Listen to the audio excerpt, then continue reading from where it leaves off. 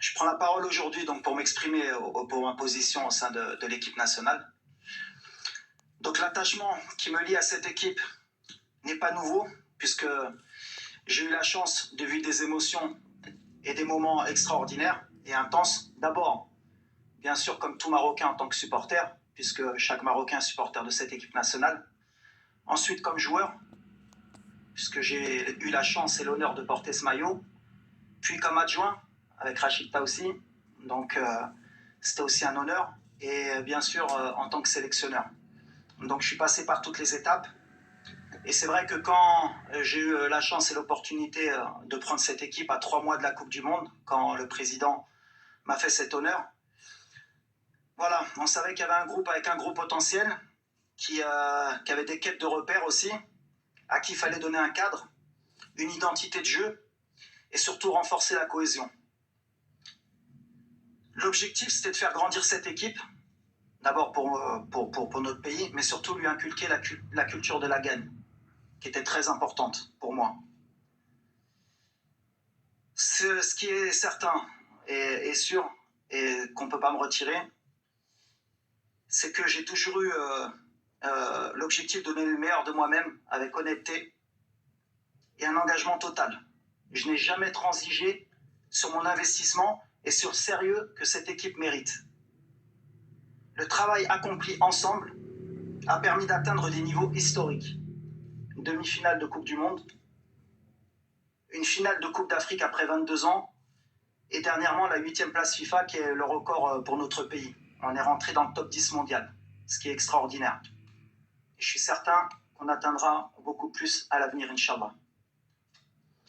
Bien sûr, tout cela ne serait possible sans Sa Majesté, le roi Mohamed VI, que Dieu l'assiste, que je remercie sincèrement et respectueusement. La progression exceptionnelle du football marocain s'inscrit dans la vision éclairée, stratégique et ambitieuse portée par Sa Majesté. Les investissements dans les infrastructures et la modernisation de la gouvernance ont créé un environnement d'excellence.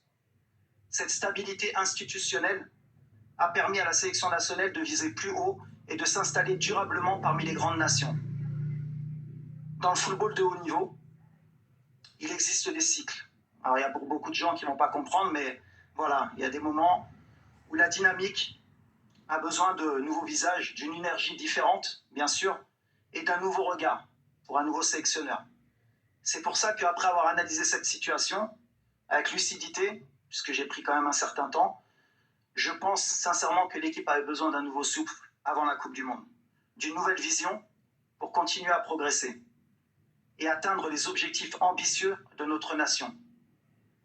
Aujourd'hui, ma décision de partir s'inscrit dans une logique d'évolution de cette équipe. Cette décision n'est pas un renoncement, au contraire, mais un choix réfléchi pour le bien de notre pays et de notre football. Aujourd'hui, je pars en laissant une équipe solide qui connaît sa valeur et n'a plus peur d'assumer ses ambitions. C'est une équipe décomplexée qui n'a plus peur de se frotter au plus grand.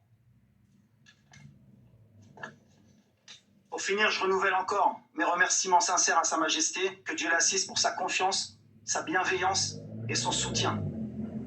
Je remercie également le président de la fédération, Fawzi Lerger, de m'avoir donné la chance et d'avoir eu l'honneur d'entraîner cette équipe.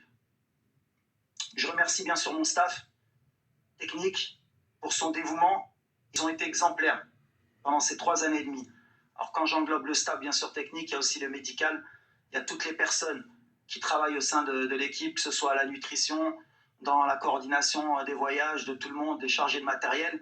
Et j'oublie pas les membres fédéraux et les membres de la fédération, même l'administratif, parce que souvent on parle que des gens qui sont sur le terrain, mais il y a beaucoup de gens qui travaillent au sein de sa fédération en dehors et qui aident beaucoup pour le développement de notre football. Et bien sûr, et c'est le plus important, les joueurs.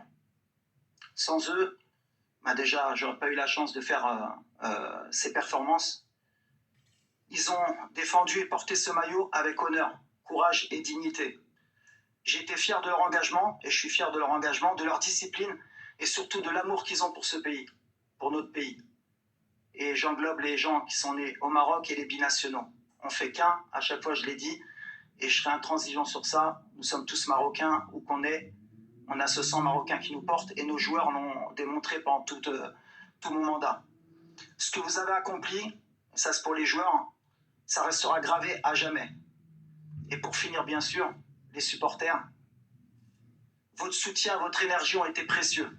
À chaque match, vous nous avez portés. Vous avez été notre 12e homme. Je laisse derrière moi des supporters ambitieux et exigeants, mais légitimes dans leurs attentes. Maintenant, chaque supporter marocain attend le meilleur de cette équipe et c'est logique.